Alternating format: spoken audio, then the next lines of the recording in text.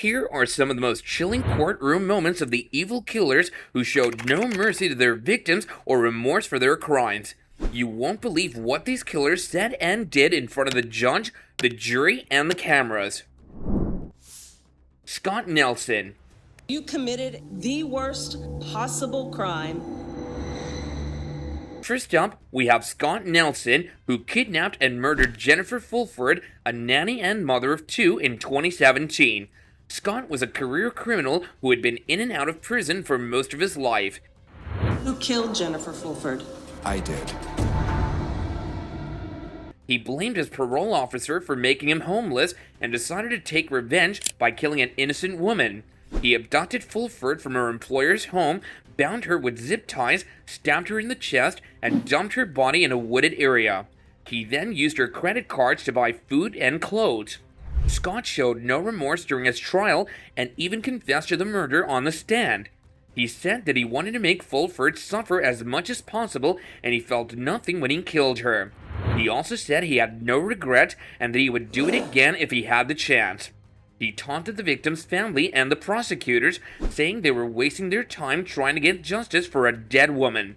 Thankfully, he was sentenced to death in 2019. Ronnie O'Neill III.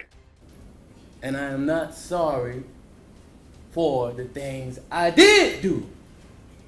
Mr. O'Neill, All right. listen, stop, All right. listen to me. I'm not.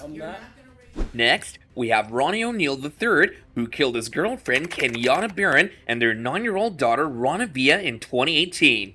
He also tried to kill their 8-year-old son Ronnie IV, who survived despite being stabbed and set on fire. Ronnie claimed he acted in self-defense and that his family was attacked by intruders who were part of a government conspiracy. He also said he was a victim of racism and discrimination by the police and the court system. Ronnie decided to represent himself at his trial, which turned out to be a disastrous decision. He cross-examined his own son, who testified against him via video link.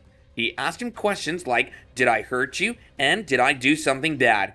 The boy bravely answered, "Yes, and you stabbed me." Did I hurt you that night of this incident? Yes, I did. And how did I hurt you? you stabbed me. Ronnie also shouted at the jurors, the judge, and the witnesses, calling them liars and saying they were trying to frame him. He was found guilty of 2 counts of first-degree murder and 1 count of attempted murder and was sentenced to life in prison without parole. Luis Bracamontes.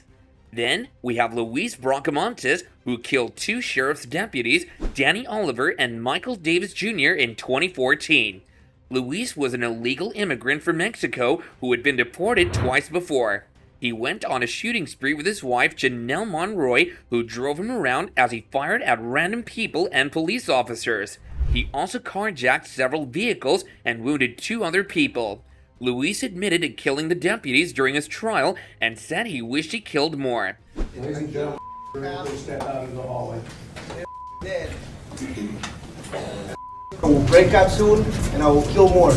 He also laughed and smiled as he watched the footage of his crimes and the testimonies of the victims' families. He told the judge to go ahead and kill me now and said he had no regrets. He was finally sentenced to death in 2018. John Spooner. Next up, we have John Spooner, who shot and killed his 13-year-old neighbor Darius Simmons in 2012. John was a 76-year-old white man who accused Simmons, a black teenager, of stealing his guns. He confronted Simmons on the sidewalk outside their homes and shot him in the chest. The whole incident was captured by John's own surveillance camera. During his trial, John claimed he acted in self-defense. He said he had been burglarized several times before and he was fed up with the police of not doing anything about it. He also said he had a terminal illness and that he didn't care about going to prison or dying. He was found guilty of first-degree intentional homicide and sentenced to life in prison without parole. Keith Ferguson.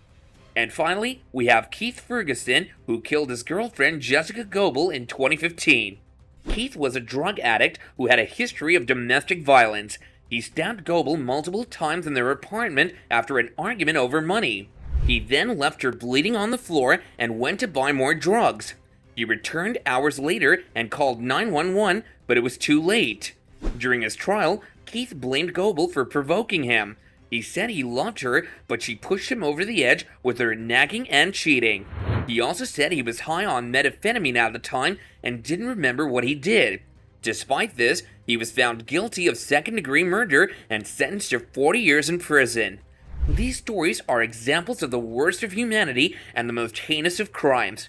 So that concludes today's video. We hope you found it informative and thought-provoking. If you enjoyed our content, then please remember to like this video and subscribe to our channel if you haven't done so yet. We'll see you next time, and bye for now.